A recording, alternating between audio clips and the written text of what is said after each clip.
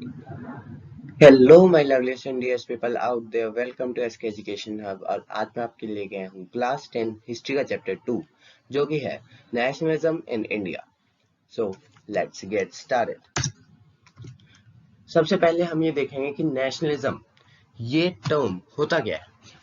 सबसे पहले हम लोग ये जान लेते हैं कि नेशनलिज्म का मतलब क्या होता है। जब किसी भी वर्ड के पीछे ISM लग जाए तो उसका मतलब होता है आइडियोलॉजी। नेशनलिज्म एक ऐसी आइडियोलॉजी है जो अपने देश के प्रति प्यार को जताती है। अब इसकी डेफिनेशन देख लेते हैं। Nationalism refers to the feeling of oneness and common consequences that emerged when people living in a common territory shared the same historical background, common territory, political and cultural background. जब किसी एक territory के अंदर रहते लोग same historical, political और cultural background को share करते हैं, उसे हम नेशनलिज्म कहते हैं।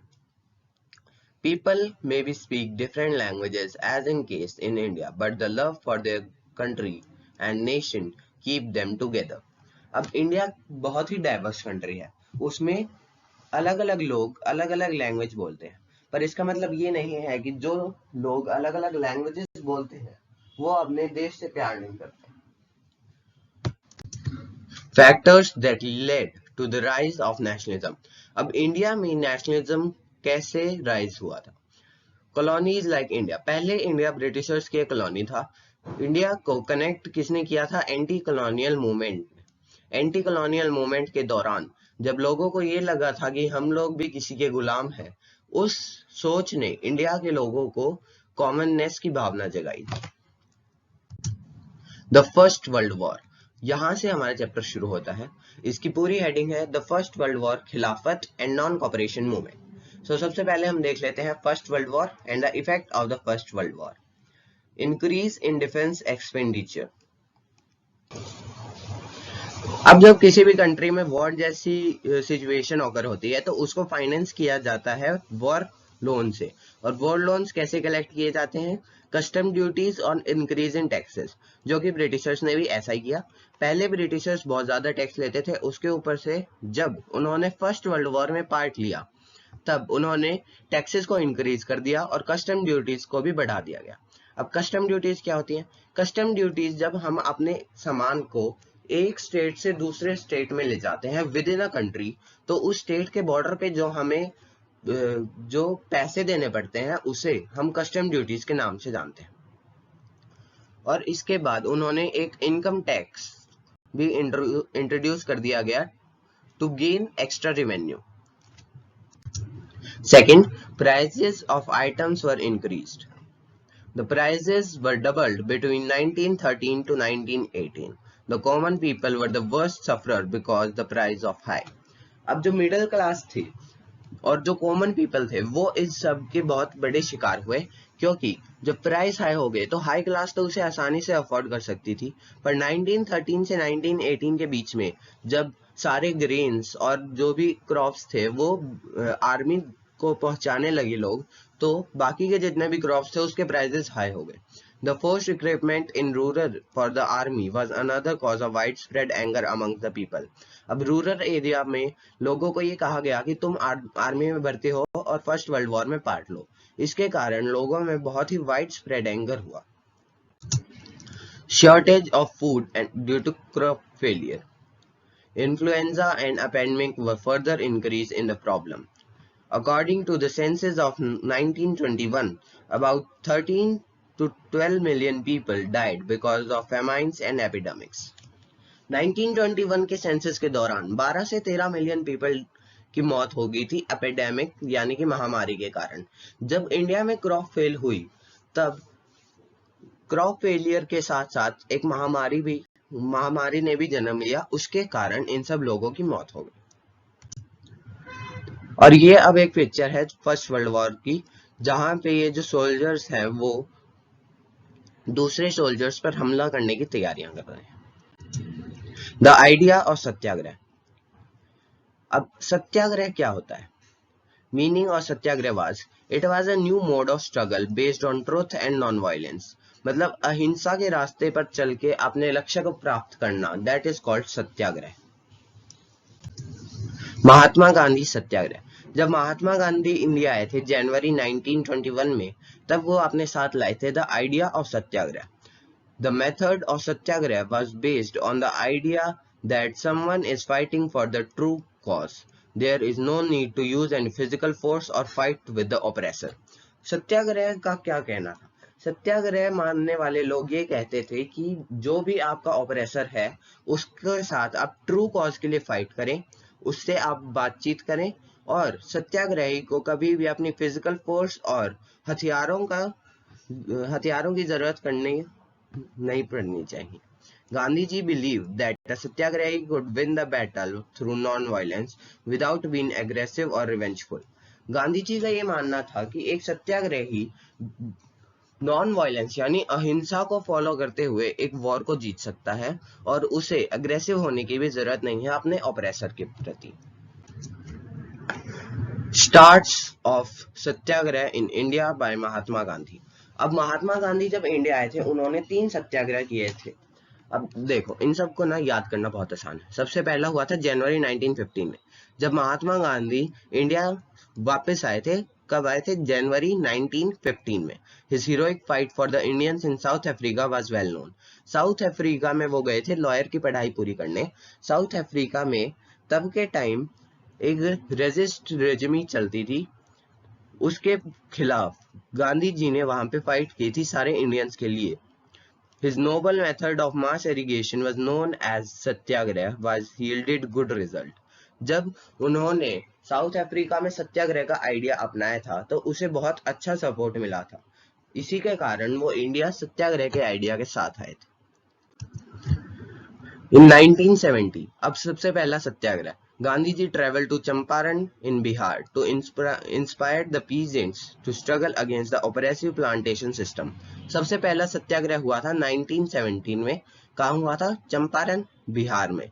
और क्यों हुआ था? प्लांटेशन पीजेंट्स को अपने ऑपरेसर के प्रति स्ट्रगल करने के लिए उन्होंने, गांधी जी ने उनका सत्याग्रह का आइडिया यूज किया था। Then again in 1970 he organized a satyagrah to support the peasants of Kheda district of Gujarat. Then 1917 में एक और सत्याग्रह ऑर्गेनाइज किया गया। कहाँ किया गया? खेड़ा डिस्ट्रिक्ट ऑफ गुजरात में। और ये क्यों किया गया था? उन पीजेंट्स के लिए किया गया था जो कि क्रॉप फेलियर और एपिडेमिक की वजह से अपने खेतों में काम नहीं कर पाए थे और उनके रेवेन्यू को माफ करने की डिमांडें जारी थी, और इसलिए गांधी जी ने सत्याग्रह का यूज किया था। Then, in 1918, Mahatma Gandhi went to Ahmedabad to organize a satyagrah movement against cotton milk worker. अब 1918 में गांधी जी ने अहमदाबाद में एक सत्याग्रह ऑर्गेनाइज किया था कॉटन मिल वर्कर के साथ मिलकर अपने ऑपरेसर से फाइट करने के लिए। Rowlatt act. अब रॉलेट एक्ट क्या है? रॉलेट एक्ट आया था 1919 में। The Rowlatt Act was passed by Imperial Legislative Council in 1990. ये ब्रिटिश की एक लेजिस्लेटिव काउंसिल थी जिसने रॉलेट एक्ट को पास किया था। कब किया था? 1919 में। The Indian member did not support the act, but it was passed. जो इंडियन मेंबर्स थे उन्होंने इस एक्ट को सपोर्ट नहीं किया था, पर फिर भी इसे पास कर दिया गया। The act gave enormous power to British government to repress the political activities. इस एक्ट ने क्या किया था? इस एक्ट ने ब्रिटिश गवर्नमेंट को एनॉर्मस पावर दे दी थी कि वो कभी भी किसी भी पॉलिटिकल एक्टिविटी को ऑपरेस यानी कि दबा सकते हैं। It allowed डेनिशन of political prisoners without the trial of 2 year. और किसी भी पॉलिटिकल एक्टिविस्ट को प्रिजन में डाल सकते हैं बिना किसी ट्रायल के 2 साल के लिए। गांधी जी सत्याग्रह अगेंस्ट रॉलेट एक्ट। अब गांधी जी ने रॉलेट एक्ट के बारे में भी सत्याग्रह लॉन्च किया। कब किया? 6 अप्रैल 1919 में। The call of strike of 6 April got a huge response. जब गांधी जी ने सत्याग्रह लॉन्च किया रॉलेट एक्ट के लिए तो उसे एक बहुत बड़ा रिस्पॉन्स मिला। People came out to support in various city, shops were shut down, workers in railway workshop went on strike. Railways के जो वर्कर्स थे वो स्ट्राइक पे चले गए, शॉप्स बंद कर दी गई और अलग अलग सिटीज से बहुत सारे लोग आए गांधी जी को सपोर्ट करने के लिए। The British administration decided to clamp down the nationalists. और ब्रिटिश एडमिनिस्ट्रेटर ने सोचा कि इन नेशनलिस्ट को दबा देते हैं. Several local leaders were arrested. Mahatma Gandhi was banned entering Delhi. जो भी लोकल लीडर्स थे उन्हें अरेस्ट कर लिया गया और महात्मा गांधी का दिल्ली आना बैन कर दिया गया. Jallianwala Bagh incident. The famous Jallianwala Bagh incident took place in 10th April 1919. Martial law was imposed in Amritsar and command of the area was given to General Dyer. Martial law के तहत जो भी अमृतसर में जितने भी लोग थे 5 से ज्यादा लोग एक जगह पे इकट्ठा नहीं हो सकते थे. ये लॉ जब ब्रिटिशर्स ने बनाया उसके बाद कमांड किसको दे दिया गया? जनरल डायर को. The Jallianwala Bagh massacre took place in 13 April Baisakhi वाले दिन Jallianwala Bagh massacre took place in Punjab. General Dyer blocked the exit point and opened fire on the crowd. Hundreds of people were killed in that incident. अब जो भी लोग आए थे जलियांवाला बाग में बैसाखी सेलिब्रेट करने, वो बाहर से आए थे. उनको ये नहीं पता था कि मार्शल लॉ जो है अमृतसर में लगा दिया गया है. और जनरल डायर वहां पे पहुंचे और उन्होंने सारे एग्जिट पॉइंट्स को बंद कर दिया और वहां पे ओपन फायर कर दिया जितने भी लोग थे. आज भी उन बुलेट्स पे जो उन दीवारों पे बुलेट्स के निशान दिखाई देते हैं. ये तब की इमेज है जब वो मैसेकर टुक प्लेस था. इम्पैक्ट. अब इस चीज के क्या इम्पैक्ट हुए? People started fighting with police attacking on the government building specified in north India. North India में जो भी लोग थे वो पुलिस से लड़ने झगड़ने लगे और जितने भी गवर्नमेंटल बिल्डिंग्स थे उनको बहुत नुकसान पहुंचाया. British government became more brutal. People were humiliated and terrorized. और ब्रिटिश गवर्नमेंट और भी ज्यादा सख्त हो गई और उन सारे लोगों को बहुत ही ज्यादा डराया गया. Satyagrahi were forced to rub their nose on the ground and crawl on the street to do salam to all sahib.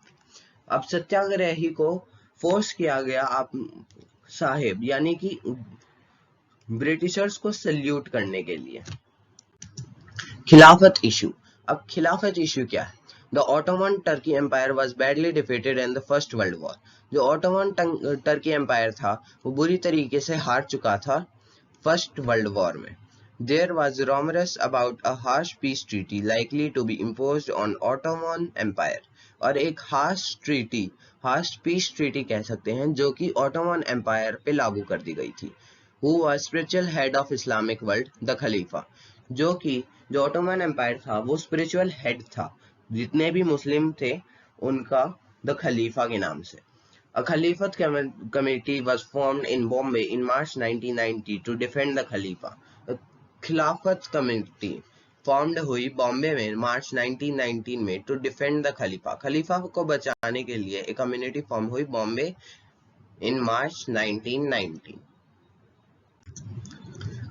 The community has leaders like brother Muhammad Ali and Suktak Ali. Mohammad Ali और सुक्ताक अली दो brothers थे जिन्होंने इस community को head किया. They also want Mahatma Gandhi to take up the cause to build a united mass action. उन्होंने महात्मा गांधी से भी रिक्वेस्ट की कि उसको एक यूनाइटेड मास एक्शन बनाए इस मूवमेंट को. At Kolkata session of Congress in September 1920. अब कोलकाता सेशन ऑफ कांग्रेस कब हुआ था? सितंबर 1920. Resolution was passed to launch non-cooperation movement in the support of Khalifat and also for Swaraj. Swaraj और खलीफत मूवमेंट के सपोर्ट में नॉन कॉपरेशन मूवमेंट का स्टार्ट हुआ. Why did Mahatma Gandhi take up Khalifat issue? Mahatma Gandhi wanted to launch an all-India movement, more broad-based, after the failure of Rowlatt Satyagraha. Mahatma Gandhi ने एक बहुत बड़ा सत्याग्रह launch करने की सोची इंडिया में. किसके फेलियर के बाद? रॉलेट सत्याग्रह के फेलियर के बाद. The Khilafat issue give Mahatma Gandhi an opportunity to bring Hindu and Muslim on a common platform. जो खिलाफत इशू था उसने महात्मा गांधी को एक अपॉर्चुनिटी दी कि हिंदू और मुस्लिम को यूनाइट करे और हिंद स्वराज के लिए लड़े. Hind Swaraj, the famous book written by Mahatma Gandhi, which emphasized the non-cooperation of British rule in India. अब non-cooperation movement क्या था? In his famous book Hind Swaraj 1909, Mahatma Gandhi declared the British rule was established in India with the cooperation of Indians and had survived because of this cooperation. Mahatma Gandhi का ये मानना था कि Britishers का जो rule है वो इंडिया में अब तक इसलिए चला आ रहा है क्योंकि इंडियंस उसको कॉपरेट कर रहे हैं. If the Indian refused to cooperate, the British rule in India would collapse within a year, and Swaraj would establish. उनका ये मानना था कि अगर इंडियंस ब्रिटिशर्स को कॉपरेट करना बंद कर देंगे तो जो ब्रिटिश का रूल है वो 1 साल के अंदर अंदर खत्म हो जाएगा और इंडिया में स्वराज आ जाएगा.